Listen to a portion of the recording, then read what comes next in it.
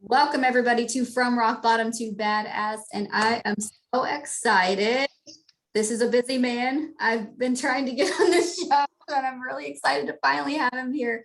My friend, Henry Lucas. How are you? Welcome. Good. Thanks for having me. I'm excited to be here. I'm so excited to have you. I cannot wait. I know already this is going to be good because the listeners, you guys might not know this, but before I hit record, I always, we take a few minutes to just kind of pray, a few seconds to pray and meditate and set intentions. And I could really feel the energy already coming up and in my heart chakra kind of palpitating. So it's always like a good indicator. It's going to be a good time when I can feel the chakra going. Yeah. Okay. Yeah. Let's get this party started. Tell all the people, who are you? Well, I'm many things at once, and I'm none of them. I am a father. I'm a husband, business owner. A person that's in long-term recovery. I'm a healer. But I guess I'm here really to share with you, Rachel, and to share with the world my gifts. And so I'm owner of Louisville Health and Healing, which is an outpatient mental health practice here in Louisville, Kentucky, where we specialize in treating anxiety, depression, trauma, addiction. We work with teens and adults, kids, families, marriages on a variety of issues. We accept all insurances, accept self-pay. Currently, we have 10 employees, and we just started with one employee in January. So there's that. I'm an author. Is this the time where I plug in all my stuff? We can make it work. Okay. I'm an author. Published a book called Maximize. 7 mindsets to maximize key areas of your life. I also have an online store on Shopify. It's called Louisville Health and Healing. And I'm working on about 3 other projects now that I'm not going to disclose yet until they become more of a reality. So I got you. They're already a reality somewhere, but it's in the future. It's not here yet. You know what I mean? Yes. Manifesting those dreams. And that's what I love about you is I think you really make your goals come to life by way of the spiritual methods, through manifesting, through law of attraction, through all of those spiritual principles that we all hear about, but I don't think we all fully understand, right? But since this is about going from rock bottom to badass, and this is about you, right? Can you tell me, how do you define recovery, rebirth, that you've had that scenario in your life, right? Where you had to go from a rock bottom to a badass. Yeah. I don't want to forget that either. I don't want to forget what it was like. I have worked really hard to get here, and I'm also aware I wouldn't be here without all of the people in my life now and kind of along the way ushering me to this point in my life. And really grateful to exist, and really grateful to be able to do all the cool shit that I'm allowed to do, today. I've been sober for almost 13 years. December 22nd of 2008 was the first day in a long time I could ever recall being sober from all mind and mood altering substances. And that really started my journey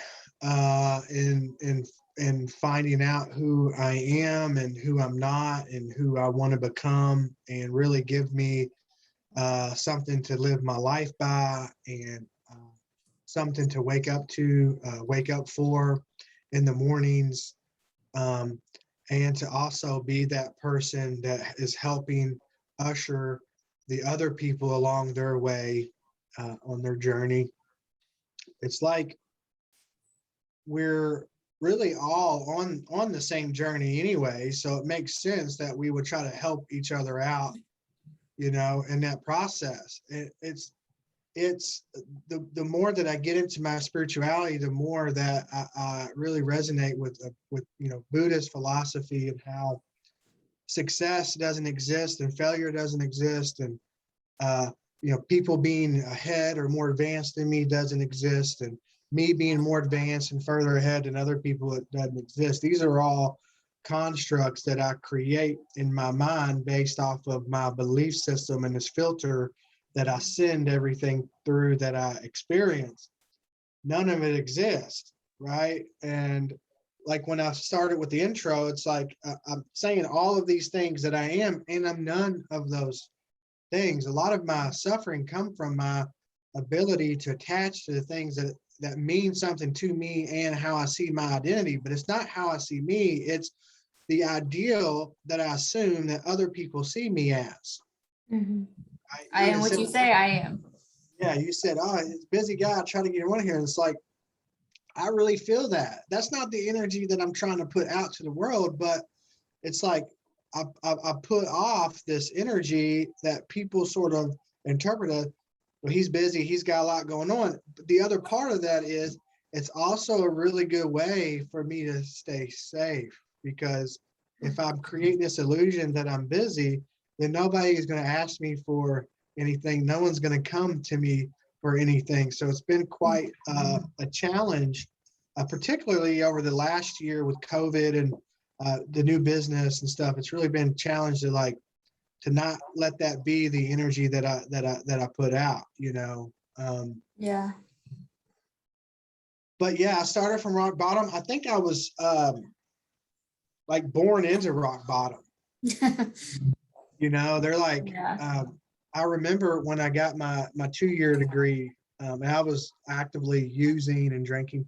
I got my 2-year degree. It took me 6 years, and at that point, in active addiction, I mean, that was the furthest anyone in my family had gotten with their education, you know.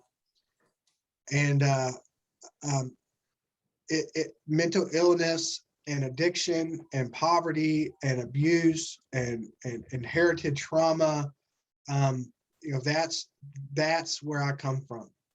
You know, that's a part of that foundation. And I used to think that like my addiction and my trauma and my hurt and loss and shit is what like defined me. And for probably most of my life, up until maybe the last few years, it has. But I've really started to shift how I see myself in the world. So it's my healing and my resiliency that really defines who I am. That's really my greatest strength. It's not my problem. Yeah. It's my solution. That's my greatest strength. And that's the identity that I really want to kind of envelop and lead with and show the world that I am not the sum total of all of my suffering. I am the sum total of all of my life and how I overcome obstacles on a daily basis. It may not be related to drugs and alcohol, but I still suffer. You know, it's part of the human condition, and how I can find ways to love and nurture myself. And my story of rock bottom is like, I have stories of like my family and stuff telling me that like I was that little toddler that would walk into a room and just start pushing lamps over and knocking tables over, and just like, you know, if there was a such thing as a bad kid, you know, that was me. You know, like I can remember like being like 4 years old and like hiding in the closet and hiding places just so I can say cuss words, you know. I like, you know, I got caught smoking a cigarette when I was 5 years old, you know, so that kind of stuff was the environment that I was in, you know. And I realized when I was ready to change, one thing I had to really consider was how critical the environment is in my healing and changing. So, you know, I grew up and, you know, my dad, he suffers with schizophrenia, He struggles with addiction, and he wasn't there. He was absent, for most of my life, my childhood. And I was so angry and like bitter and like, resentful at him. And I realized this probably in the last year. He was protecting me. That was his way of protecting me, was to not be there, because if he was there, all hell would break loose. Police would be involved. He would be intoxicated. There might be some kind of abuse or something along those lines. And so I realized, wow, like this man that I needed for most of my life, that wasn't there. I had this image of him with his arms out facing me and blocking all of this stuff that's his, stuff that's not his, blocking it from making its way to me. If he would have been there, things would be much different for me today. I don't know if I would be here. So in one sense, there is that bitterness, but on another sense, I'm so grateful that was a choice that he could make at the time to protect me, right? But it took, 12 years of work to finally start realizing those things. And when I have these awarenesses, it continues to shift how I see not just my dad, not just myself, but how I continue to see things that I experience. It's like the meaning that I attach to things can change. And I'm really in a place with, things don't happen to me, things happen for me. Everything that I experience is working in my favor in the greater scheme of everything. Maybe just not right now. And so realizing that my mom did the best that she could with the resources that she had, and I didn't know that at the time. I grew up and started experimenting with nicotine and drugs and alcohol, and by 15 years old, I'm a full-fledged addict at 15, using whatever I can get my hands on, and really finding my place and my role in that drug using culture. And I'm really good about creating an image, like up until I got sober. I think the only person that probably knew I had a problem with drugs and alcohol was my mom and the girl that I was dating at the time, because they were just so close to me. And the girl was getting high with me. Mm-hmm. Everybody else, I put this image up that, hey, I'm in college, I'm at community college, and I'm working a couple jobs. I'm doing the best I can. But the reality is, inside spiritually and inside emotionally, I was a zombie. I was dead. And so I went to treatment, and was convinced that I would be able to use certain substances after I left. And something happened. I started to see men that were happy, men that were fathers and husbands, and men that were counselors, and in some sense of what I thought success was. And I was really attracted to that. And I'm so grateful that the universe put those people in my life early on, and worked my ass off, in here, and started in here. And our physical world is a representation of our emotional world. So once I started to let go in here and become more organized in here, and more accepting in here, and more loving in here, then that's what showed up in my world, and things just started to naturally come my way, or at least I started to see them as coming my way.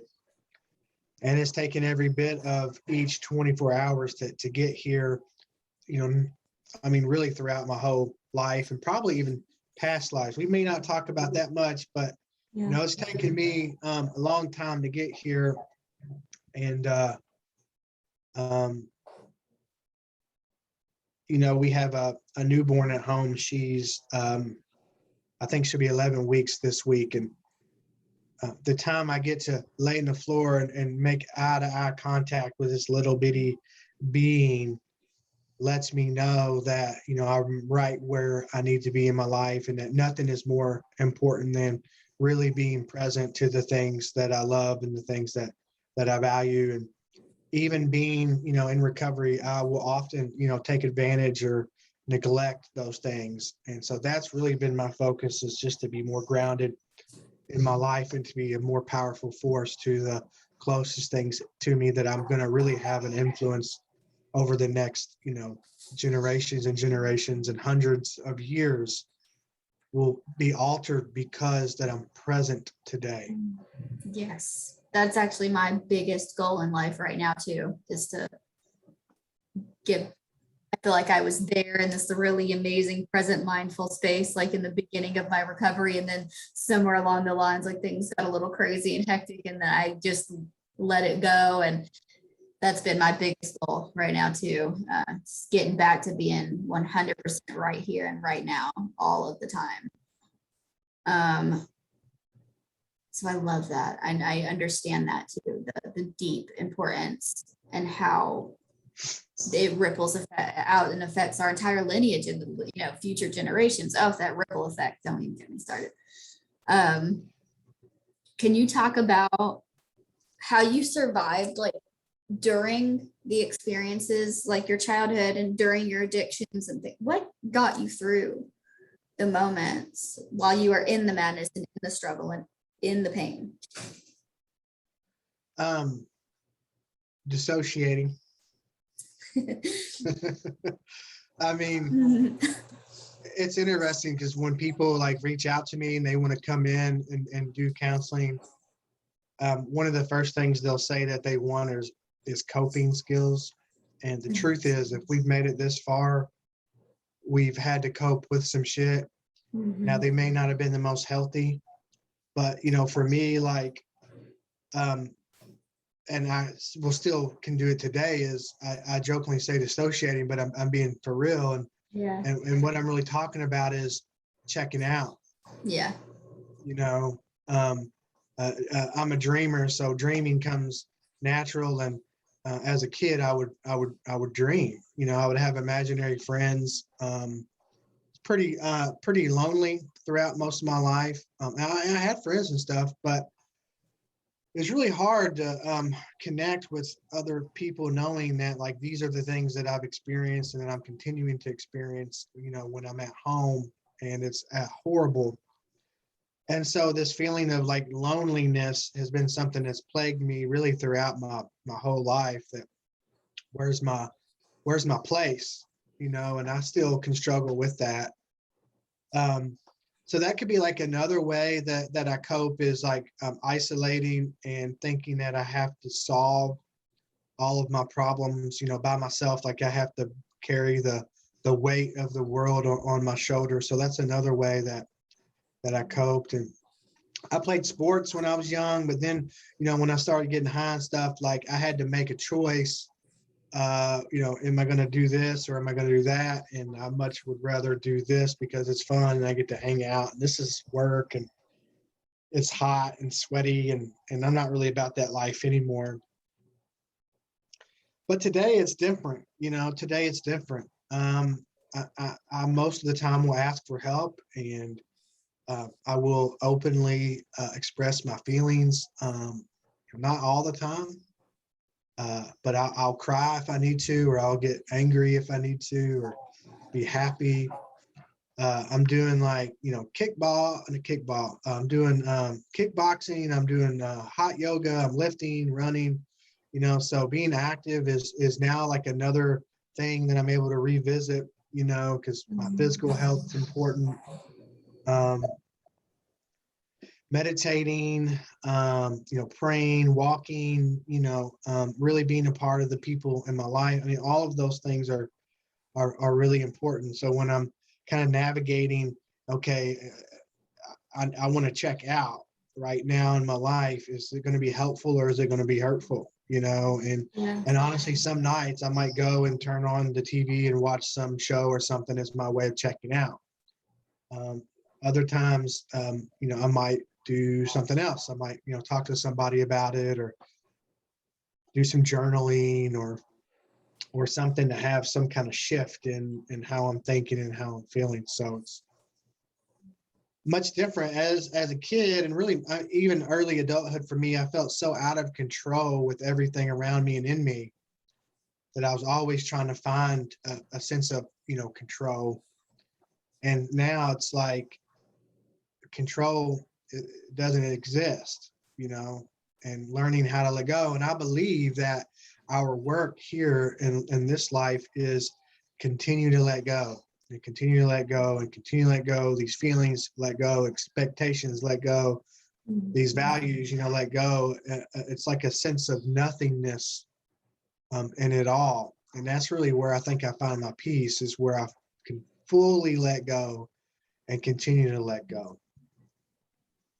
Yeah, I love how you did that, because it kind of is like, the more you let go of things, the more it's even more than nothing, is like moves into like expansiveness, right? You get to move into that freedom space, right?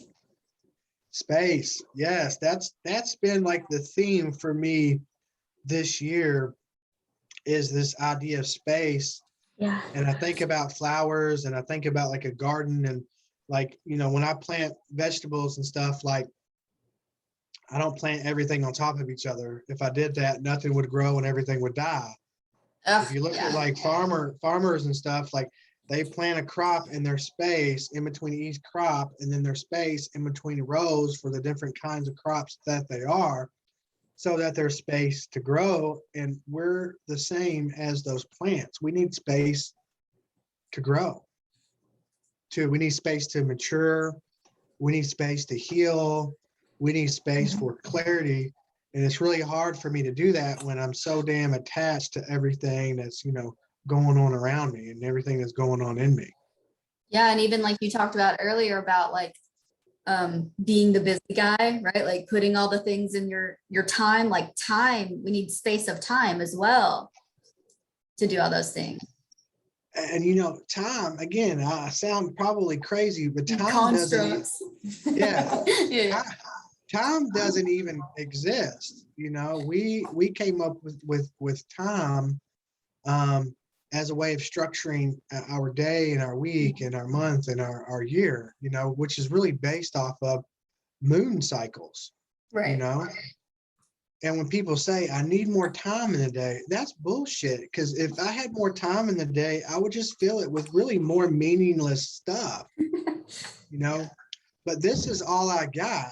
And how can I really be intentional and focused on right now and being present right now? I mean, this is really the only time that exists, is right now, Yesterday, my husband and I were at the park with our son, and he said something, and I believe the same, in alignment with what you believe about time constructs, and it doesn't exist. So you're not, well, either we're both crazy or we're both sane. I don't know which one, but he says something about tomorrow, and he said next time, and he was referring to the same thing. And I looked at my husband and I said, isn't that so funny how, in a child's mind, how time doesn't exist the same as it does to us, and how tomorrow and next time are the same thing to him. It just shows you how it is it's something that's taught, right? And we learn to do this tomorrow, Monday, Wednesday, Thursday, right? We learn to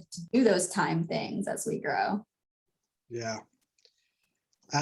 Kids, I think kids have it all figured out. Yeah.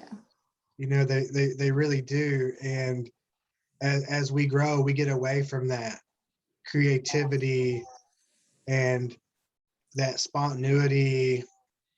And because if you think about where hope and faith come from, they come from the child. If you think about where imagination it comes from the child. And all of us get different messages around what it really means. So we get away from that. So really, I want to be more childlike. Yeah. Yeah, 100%. All of the things that I think, like spiritually, that we get taught that we need to strive to do are things that children do naturally. And then we have to, I think especially when it comes to parenting, I always say they're already perfect. Our job is to not mess them up. Just don't Yeah. mess them up. Don't ruin the state of mind that they're in, and they will be fine. Yeah. And I always feel so, I was homeschooled until I was 7. And I feel so lucky. I feel like that was such a divine part of my existence to be homeschooled, because the way that my mother was, what she taught us was, I mean, we got to pick what topic we wanted to learn that day. We were free to learn however we wanted to learn and what way worked best for us. And we just, if we were doing something creative, then we got to stay in that timeless space for as long as we wanted to. And I just feel like it like built me as a person. And part of also the reason why I feel like I don't really fit into our society so well. Like that's a whole rabbit hole I could go into. Yeah, we ain't gonna talk about our society. We're not gonna- We'll be That's here part for of the- days. yeah, that's part of the problem. Mhm. That's for the YouTube special we do later on. Okay, yeah. All right. So touching on those super spiritual topics, can you talk a little bit more about your spirituality and recovery? Yeah. Let's see. It started out as being a believer. I think all children believe. Maybe not in the idea of God, but all children believe that there is infinite possibilities. I mean, infinite, Yeah. vast.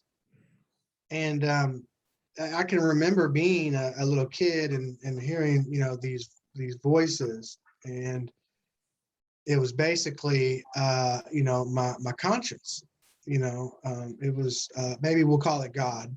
Mhm. I can remember hearing that, and sometimes I'd listen to it, sometimes I wouldn't listen to it. And as I got older, and as I had other idols and other things that I worshipped per se, that voice got quieter and softer and more in the background. These other voices got more demanding and more loud. Mhm. And so when I got sober, I would definitely say that um, I would tell people I was atheist, but I think that was really just to piss people off, and to start arguments and stuff. But honestly, I was very agnostic.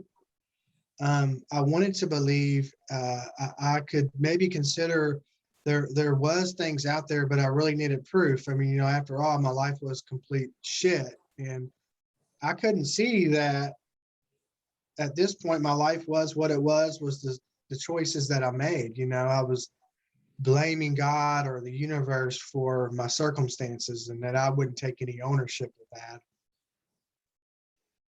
I remember the first couple of times that I would pray when I got sober and in treatment.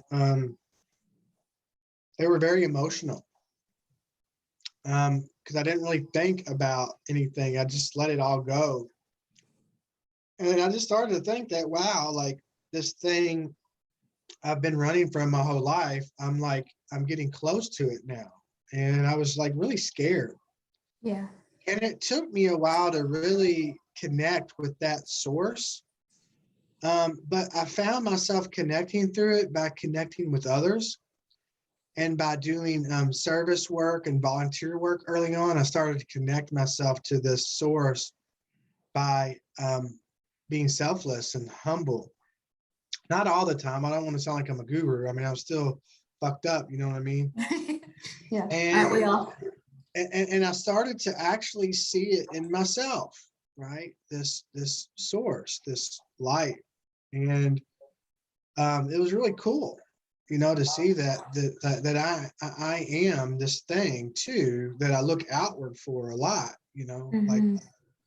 Namaste. The divine in me sees the divine in you, and that I am a sacred being, and that you are a sacred being, and we all come from this light, and probably after this place, that's where we go back to, is this source.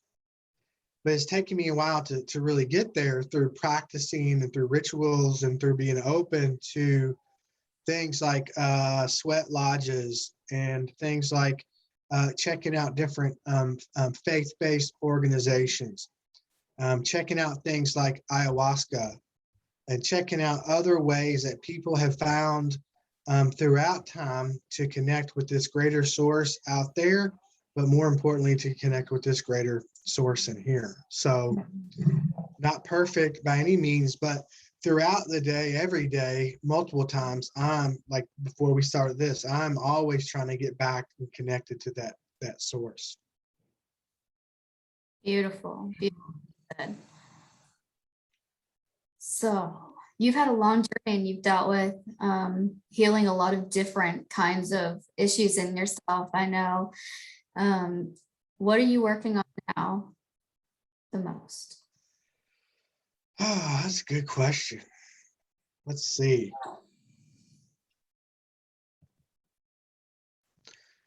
I'm working more on accepting how I am in this moment and letting you see that right now, like not here, I mean now, but in each moment, and really being more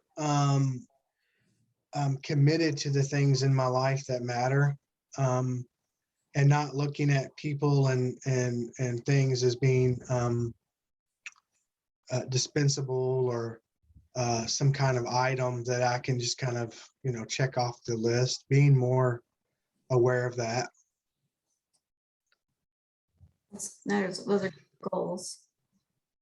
I feel that that's something that everybody in our society probably needs to do. And it's funny you said that too, because I was just looking at an Instagram post and there was a woman that was obviously hurting, and she was saying, posted a meme that was something about if if a man isn't this or that, then you're replaceable. And I just thought, ouch, how does that make this man feel, right? To feel replaced, to be told he's replaceable. Yeah. So I think that's just something that we all kind of across the board struggle with too. So you talked a lot about your support systems and how important they were to you. Who or what was the biggest support system along your journey? Probably my wife. We've been married 7 years. We've been together for 11 years. One of our first dates was she came to the AA meeting where I celebrated my 2 years of sobriety. That was the first place that she met my mom. And she has certainly been my ride or die ever since the beginning. I mean, the compassion, the support, but also how she holds my feet to the fire and really challenges me, to really be the best version of me. I'd say she's definitely the number one supporter. There's so many. I mean, early on, when I first got introduced to recovery, the guy that was my sponsor who worked in treatment was a big reason that I got into the social work field to help others, because that's where he was. And I just followed everybody that had what I didn't have, but I just did what they did, until I could start kind of doing things on my own. I mean, the whole list, it's endless. It really is endless. And some of those people are still around in my life. Some of them are no longer in my life. Some of them are dead. Some of them are in jail. Some of them have moved. Some of them are not who I would associate with today, but they all had a significant role in my life. I definitely say that my two daughters, they're also important.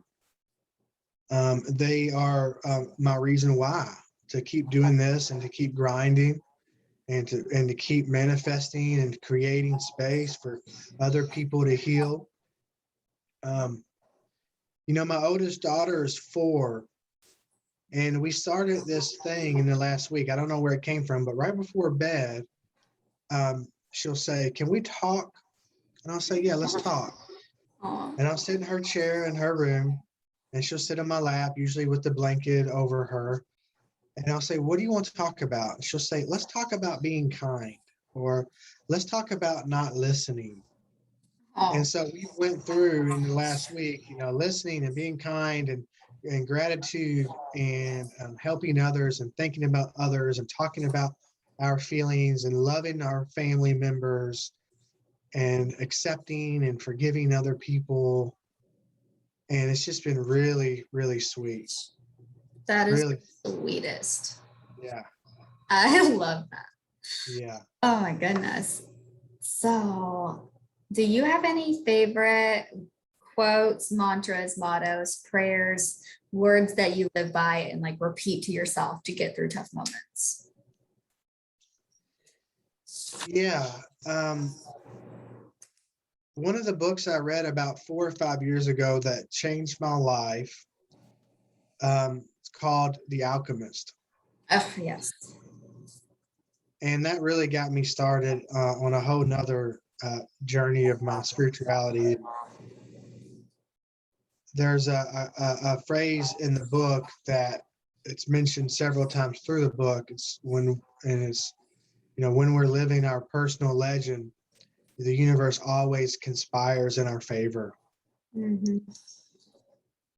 So, when I'm my true self, no matter what I'm experiencing, it doesn't matter because everything's going to work out in my favor every single time.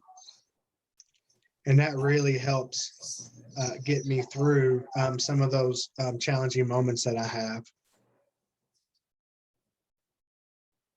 If you had to give one piece of advice to somebody who's going through exactly your past, right? You at your rock bottom, there's a dude exactly like that. What's one thing that you would tell him? Reach out, and let people know where you're at, and help is on the way. Ah, beautiful. Can you tell us where you're going from here? I don't know. I know where I'm at, but I don't know I know where I'm at there in the future, but I'm not quite sure the path that I'm going to get me there. That's not quite clear, but I know where I'm at. Yeah. I just got to keep doing and saying yes to all of these opportunities, like when you reached out and other things that I've got going on. I just keep saying yes, and that's part of getting me to where I already am somewhere in the future. But I don't know. I don't know. And that's okay. I think that I know that you're the only person that's straight said, I don't know, and just owned it. But I think that's okay. And we need to do that a little bit more. Like it's okay to not have all the pieces figured out or have a ton of goals or plans or things. And like you can just follow that intuition and follow the omens, right? Alchemist. Just grab those moments and say yes when things come. Well, let me ask, what was the question that you asked? Where are you going from here and what's next for you on your journey? Yeah. Now, if you said, what do you plan on doing? I might have a different answer for you. Right. So notice when you ask that question to people, they probably talk about a bunch of shit that they're going to be doing. That's true. Right. And for me, and also being a dude, like so much of who I am and my identity is based off of either having or doing something. I'm trying to get away from that. I'm trying to get away from that. I'm trying to just really be in the middle of it all. Gotcha. I've got some stuff that I'm working on that's part of, I think, getting me there.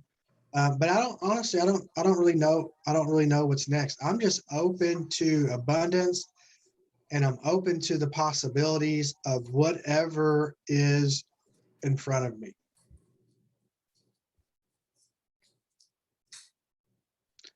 And that I have the ability to choose the course of my life, and that I'm in control of my destiny.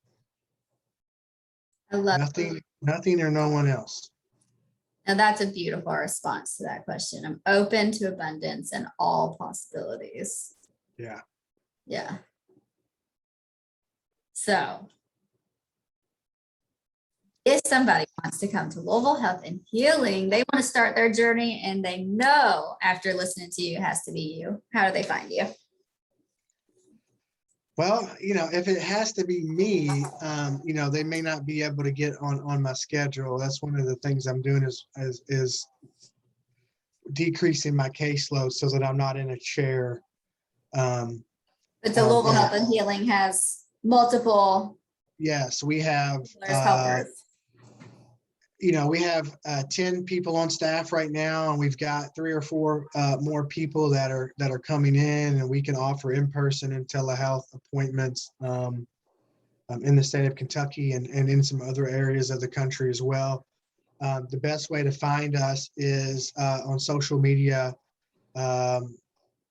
Instagram, Louisville _health_healing. And we're also on Facebook, Louisville Health and Healing. So that's one way to track us down. You can also go to our website, LouisvilleHealthAndHealing.com.